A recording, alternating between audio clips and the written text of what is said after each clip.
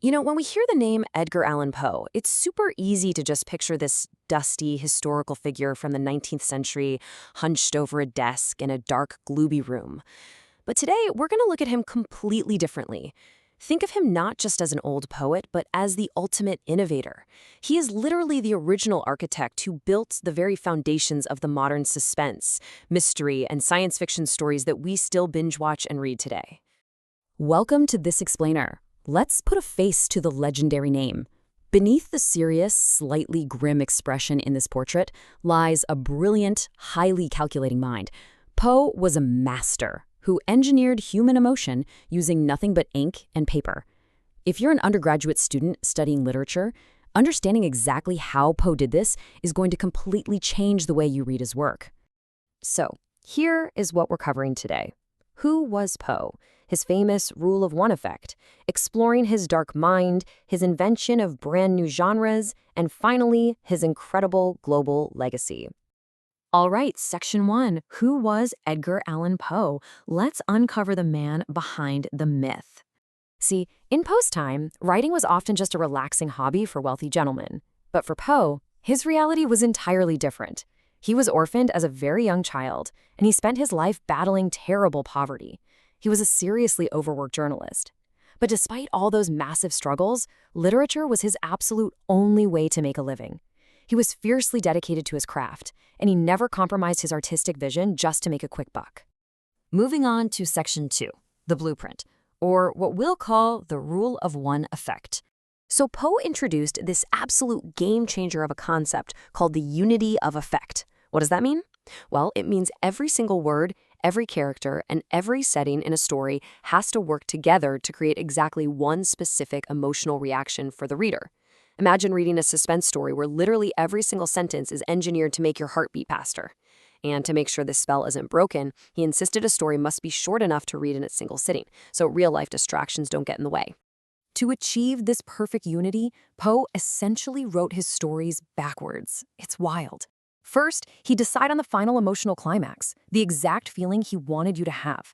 Second, he figured out the ending scene. And third, he built the setting, the tone, and the characters to lead perfectly to that exact ending. He was acting just like an architect, designing a stage perfectly calculated to trigger your emotions at precisely the right moment. Now, Poe had very different goals depending on the medium he was using. For poetry, he believed the whole point was to create pure pleasure and ideal beauty. But when he switched to prose and short stories, his goal totally shifted. His tales were designed to uncover harsh truths, intense psychological tension, and pure, unfiltered terror. He wanted to shock the public and really dig into the deep anxieties of the human mind. Which brings us to Section 3, exploring the dark mind. Let's step inside those psychological rooms he built. When you're writing your university papers, this is crucial to remember. Poe had a few massive recurring obsessions. He constantly explored the battle between the body and the soul. He notoriously called the tragic death of a beautiful woman the most poetic topic in the world. He wrote deeply about overwhelming guilt and madness, and, of course, the absolute terror of being buried alive. He essentially used very concrete physical fears, like being locked in a tomb, as symbols for abstract anxieties like grief, loss, and the feeling of being trapped. And the physical objects in his stories are never just random props. Think of a swinging pendulum, a brick wall, heavy iron chains. These are incredibly precise tools he uses to express profound psychological tension and dread. In Poe's universe, the outside world is always reflecting the chaotic, terrifying inside of the human mind. Just listen to how he writes. Was it possible? They heard not. Almighty God. No, they heard, they suspected, they knew. That's from The Telltale Heart. Notice how the sentences are short, broken, almost breathless. By using a first-person narrator, Poe yanks us right into the character's spiraling madness. We aren't just watching a guy feel guilty. We are actually feeling his panic and his rising blood pressure right along with him. Okay, Section 4, inventor of new genres. Let's look at his practical innovations. Let's map out exactly what he invented. Poe practically pioneered 3 major genres all by himself. For detective fiction, he wrote The Murders in the Rue Morgue. For science fiction, Hans Pfaall. And for psychological horror, stories like The Fall of the House of Usher. Back then, he used a rather heavy, complex word, ratiocination. But today, We can translate that simply as logical detective work and deep, profound analysis. In his detective stories, Poe created this brilliantly analytical character named C. Auguste Dupin. He also gave him a slightly slower-witted friend who actually narrates the story. Now, if that setup sounds familiar, it definitely is. Dupin is literally the great-grandfather of Arthur Conan Doyle's Sherlock Holmes. And that narrator, the total blueprint for Dr. Watson. Even Agatha Christie's famous Hercule Poirot descends directly from what Poe created here. But he didn't stop there. Poe also completely revolutionized science fiction. Before him, stories about science were dry, super educational, and honestly, kind of boring.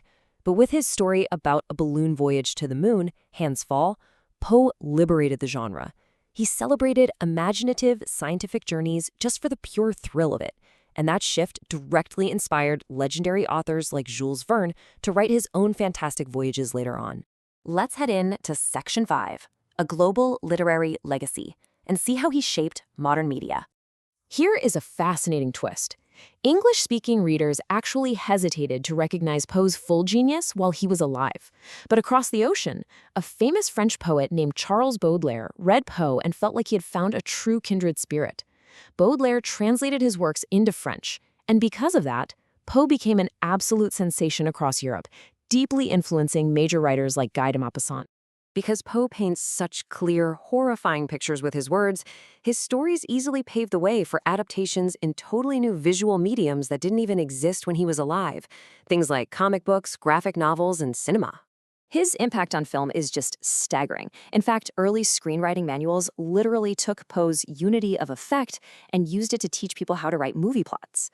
Famous early directors like D.W. Griffith took Poe's written techniques of chiaroscuro, which is that stark, dramatic contrast of light and shadow, and translated it into early visual movie magic. Without Poe's laser focus on psychological tension, the modern film thriller as we know it simply would not exist. Right near the very end of his life, Poe wrote a grand, complex piece called Eureka. And this is wild.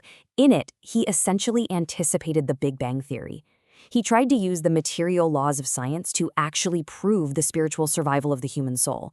It was kind of his final, desperate attempt to find spiritual comfort in a world that was rapidly becoming more scientific and skeptical. And finally, our conclusion, the enduring effect. Let's cover some academic takeaways. So, why does all of this matter for your coursework? Well, whenever you are assigned to read one of Poe's complex texts, I want you to look right past that old 19th century vocabulary. Focus on the rule of one that's driving the plot. Look for the real, raw, psychological pain hiding beneath the haunted houses and black cats. Recognize that you are watching a brilliant, highly calculated architect of the human mind at work. His structural DNA is quite literally in everything. So I'll leave you with this thought.